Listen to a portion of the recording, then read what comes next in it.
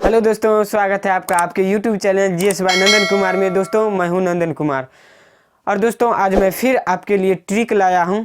GS trick जो subject geography से है और टॉपिक क्या है दोस्तों, नदियां। और नदी से मैं लाया हूं आपके लिए गोदावरी नदी। क्या गोदावरी नदी और इसकी सहायक नदियां जो है दोस्तों, हम लोग क्या करेंगे उसको ट्रिक से देखेंगे। उसके बाद इसका जो डिटेल्स है मैं यहाँ एनालाइज करूँगा, आपको बोर्ड पर उसका डिटेल्स बताऊँगा। लेकिन ट्रिक जो है इसकी क्या करेंगे, इसकी सहायक जो नदी है उसका ट्रिक देखेंगे। चूँकि इससे सवाल बनता है और याद नहीं रहता है, इसलिए मैंने क्या किया है, इसको इंटरेस्टिंग बनाया है और ट्रिक से बनाया है ताकि आपको याद हो जाए। आइए देखते हैं क्या है। देखिए दोस्तों, क्या है गोदावरी की सहायक नदियाँ। क्या है गोदावरी की सहायक नदियाँ, तो गोदावरी नदी की सहायक नदियाँ हैं दोस्तों।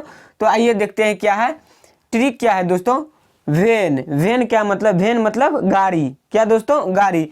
वेन में इंदिरा, वर्धा और पूर्णा। देखिए दोस्तों, यहाँ इंदिरा जो है, इंदिरा भी नाम है, वर्धा भी नाम है और पूर्णा भी नाम है। और यहाँ प्राण जो होता है, तो प्राण किस में लगाते हैं, जो आपको क्या होता है कि हम लोगों को जो प्यारा होता है उसको क्या कहते हैं, मेरा प्राण है या प्राण प्रिय है। तो इसीलिए मैं क्या किया हूँ कि यहाँ प्राण जोड़ दिया हूँ और को पेन हुआ। अब देखिए दोस्तों, इसको अब पूरा पढ़ते हैं मैं क्या करता हूँ, इस पूरा सेंटेंस को पूरा पढ़ता हूँ। वेन में इंदिरा, वर्धा और पूर्णा प्राण को पेन हुआ। पेन मतलब तो जानते हैं कि क्या होता है दोस्तों, उसका हिंदी मीनिंग दर्द होता है। तो वेन में इंदिरा, वर्धा और पूर्णा प्राण को पेन हुआ। अच्छा ट्रिक है, इंटरेस्टिंग है और आपको उम्मीद करता हूं कि याद होगा। तो अब देखिए दोस्तों, इंदिरा भी नाम है, वर्धा भी नाम है, पूर्णा भी नाम है। अब आइए देखिए दोस्तों, वेन से क्या हुआ दोस्तों, वेन से क्या हुआ, वेन गंगा। क्या हुआ, वेन गंगा। यह क्या है, गोदावरी की सहायक नदी है। उसके बाद में से क्या हुआ दोस्तों, इसमें से क्या हुआ, तो इसमें से हुआ मंजरा। क्या, मंजरा। उसके बाद देखिए दोस्तों, इंदिरा से क्या हुआ दोस्तों, इंद्रावती। क्या, इंद्रावती। उसके बाद देखिए दोस्तों, यह क्या है, वर्धा से क्या हुआ, वर्धा भी क्या है, सहायक नदी है गोदावरी की। इंदिरा भी सहायक नदी, यानी यह सब सहायक नदी है गोदावरी की।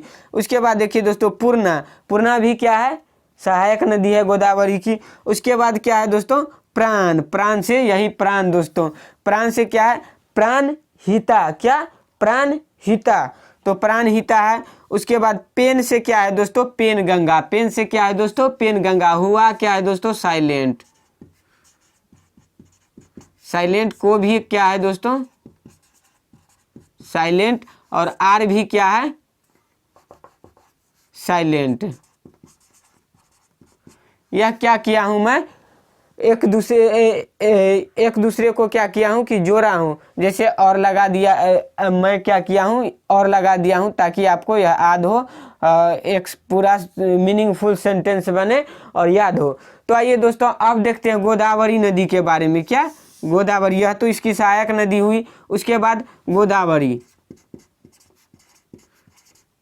गोदावरी नदी। अब देखिए दोस्तों, गोदावरी नदी, इसके बारे में हम लोग एनालाइज करते हैं, चर्चा करते हैं। उससे पहले क्या करते हैं, हम लोग मैप में देख लेते हैं। मैप यहाँ देखिए दोस्तों, गोदावरी यह क्या है, यह महाराष्ट्र है। महाराष्ट्र के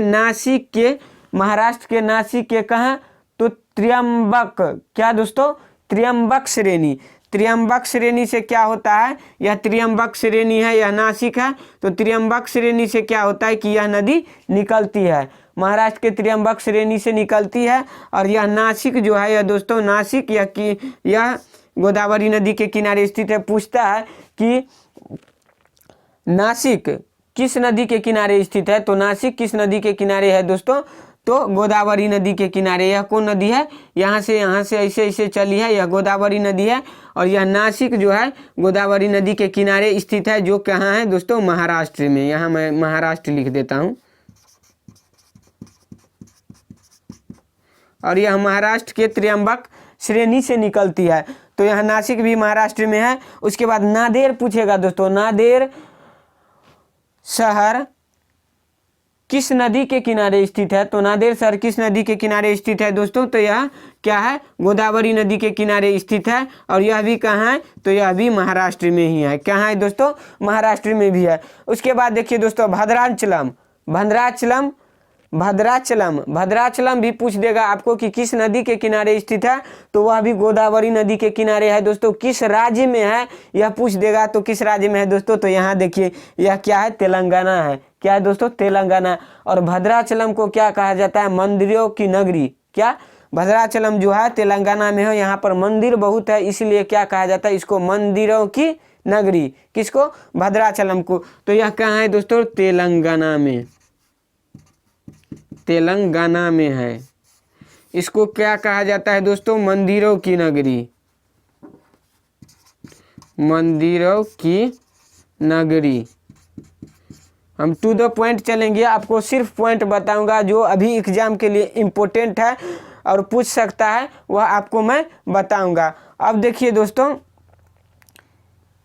कि अब यहाँ देखिए दोस्तों बसर, बसर क्या है दोस्तों? बसर आंध्र प्रदेश का एक गांव है जिसे होकर क्या होती है कि गोदावरी नदी गुजरती है। तो बसर भी कहाँ है? आंध्र प्रदेश में है दोस्तों।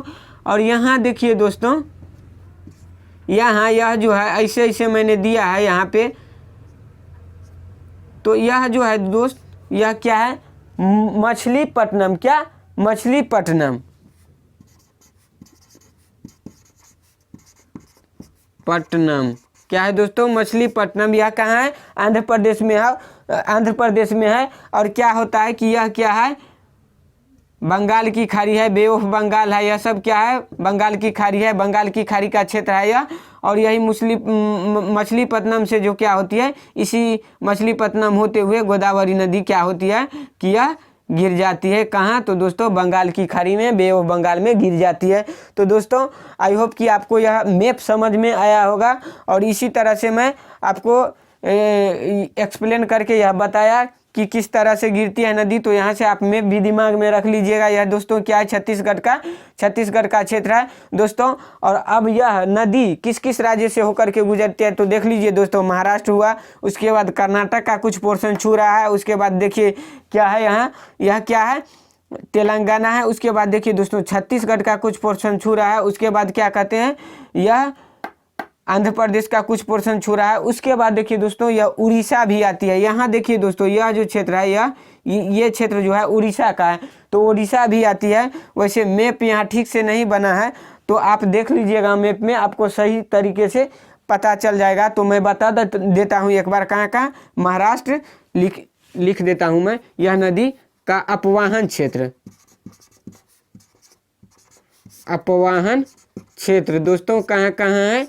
तो पहले महाराष्ट्र ले लेते हैं, उसके बाद कर्नाटक,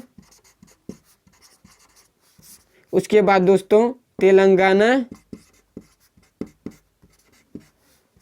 तेलंगाना, उसके बाद ले लीजिए दोस्तों छत्तीसगढ़,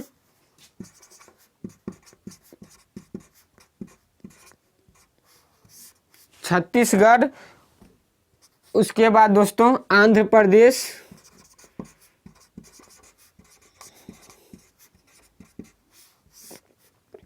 उसके बाद ओडिशा। देखिए दोस्तों यह इतना राज्य से होकर गुजरती है, महाराष्ट्र, कर्नाटक, तेलंगाना, छत्तीसगढ़, आंध्र प्रदेश, ओडिशा। इसीलिए इसे प्रायद्वीप भारत की सबसे बड़ी नदी या सबसे लंबी नदी कहा जाता है। इसको क्या कहा जाता है? प्रायद्वीपीय भारत की सबसे लंबी नदी इसको कहा जाता है।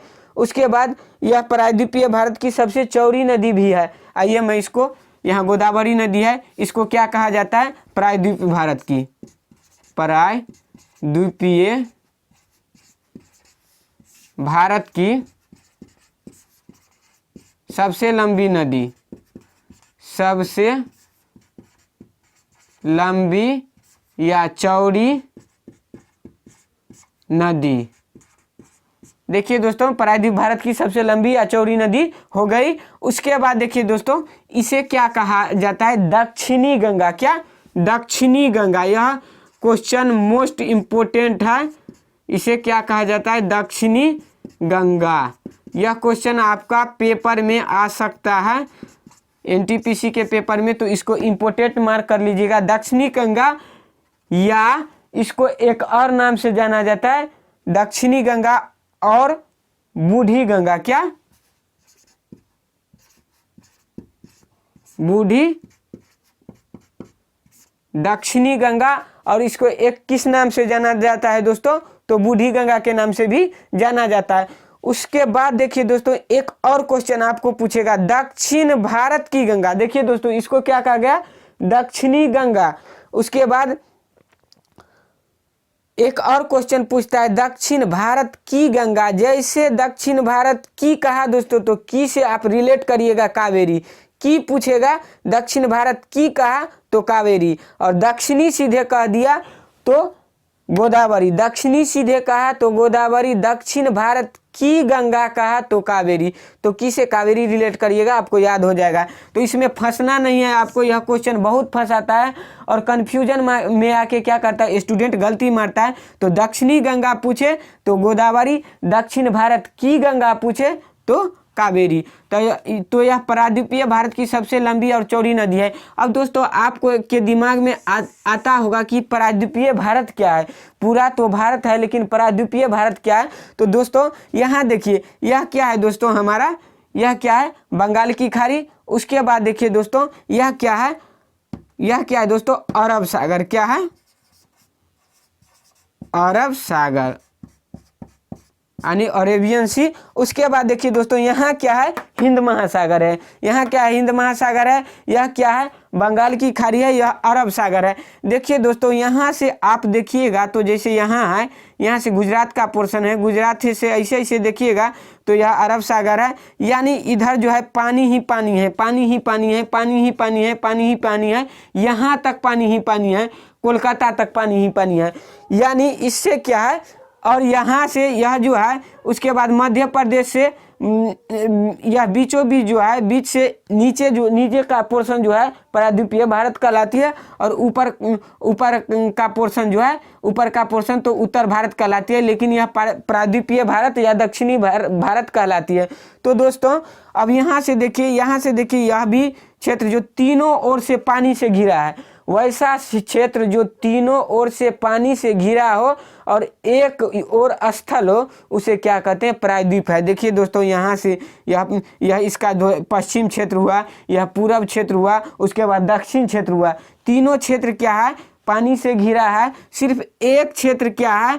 उत्तर जो क्षेत्र है वही स्थलीय क्षेत्र है, यह बचा है, यह पानी से नहीं घिरा है। तो दोस्तों, जिसका 3 क्षेत्र पानी से घिरा हो और एक क्षेत्र जो है वह स्थलीय हो, यानी सूखा हो, स्थल हो, तो उसे क्या कहते हैं? प्रायद्वीप। तो दोस्तों, प्रायद्वीप आपको उम्मीद करता हूं कि आपको समझ में आया होगा। तो इसीलिए इसे प्रायद्वीपीय भारत की सबसे लंबी नदी या चौड़ी नदी भी कहा जाता है। और इसे क्या कहा जाता है? दक्षिणी गंगा, और उसके बाद बूढ़ी गंगा भी इसे कहा जाता है। अब आइए दोस्तों, इसका अपवाहन क्षेत्र मैंने लिखा दिया कहाँ?